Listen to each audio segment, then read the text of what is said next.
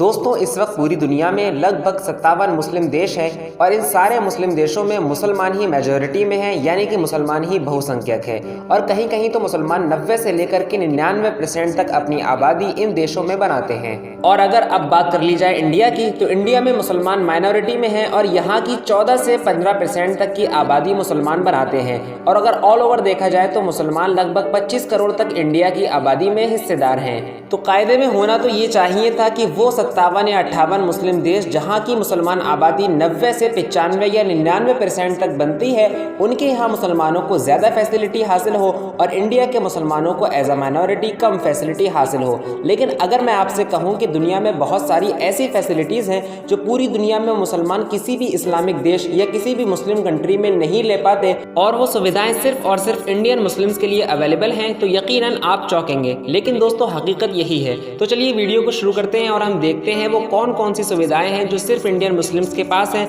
या वो कौन से काम है जो सिर्फ और सिर्फ इंडियन मुस्लिम्स ही कर सकते हैं। सबसे पहले आती है फ्री इंटरनेशनल मूवमेंट की सुविधा।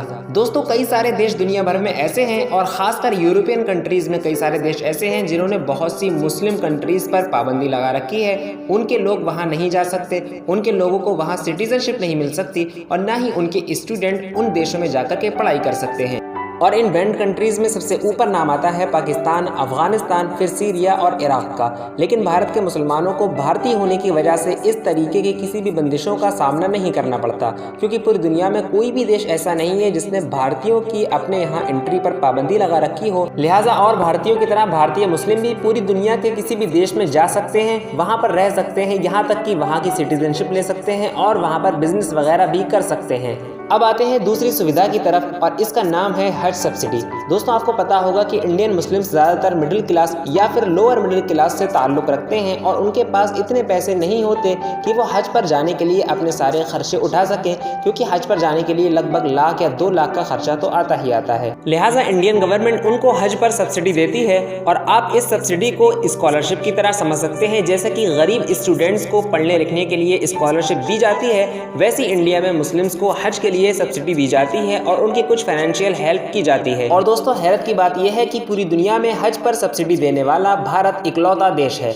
आप किसी नॉन मुस्लिम कंट्री या फिर यूरोपियन कंट्री को तो छोड़ दीजिए, दुनिया में बसने वाला एक भी मुस्लिम देश ऐसा नहीं है जो अपने यहाँ के लोगों को हज पर सब्सिडी देता हो, लेकिन भारत अपने यहाँ के मुस्लिम सिटीजन्स को हज पर सब्सिडी देता है। तीसरी बड़ी बात यह है कि भारत में रहने वाले मुसलमान अपने दीन को पर्सनली जैसे चाहे फॉलो कर सकते हैं और उसके सारे अरकान, नमाज, रोज़ा वगैरह को भी पूरी तरीके से अदा कर सकते हैं। लेकिन बहुत सारे देशों में इस चीज़ की छूट नहीं होती। जैसे कि चाइना में अगर आप मुसलमान हैं और आप वहाँ की एडमिनिस्ट्रेटिव सर्विसेज में हैं तो आपको वहाँ पर काफ़ी चीज़ों में दिक्कत का सामना करना पड़ता है। वहाँ के मुसलमान दाढ़ी नहीं रख सकते और वहाँ के मुसलमान रमज़ान में अपने रोज़े भी नहीं रख सकते। चौथी बात यह कि इंडिया में आपको अपने रिक्वायर्ड डॉक्यूमेंट्स बनाने के लिए और खासकर पासपोर्ट्स वगैरह बनाने के लिए किसी भी तरीके की शपथ वगैरह नहीं लेनी पड़ती। लेकिन पाकिस्तान में ऐसा कानून है, अगर आप पाकिस्तान के सिटीजन हैं और आप वहां पर अपना पासपोर्ट बनवाना चाहते हैं तो आपको इस चीज़ की शपथ लेनी पड़ेगी कि आप पैगंबर मोहम्मद सल्लल्लाहु अलैहि वसल्लम में बिलीव रखते हैं और उनको खुदा का भेजा हुआ आखिरी पैगंबर मानते हैं।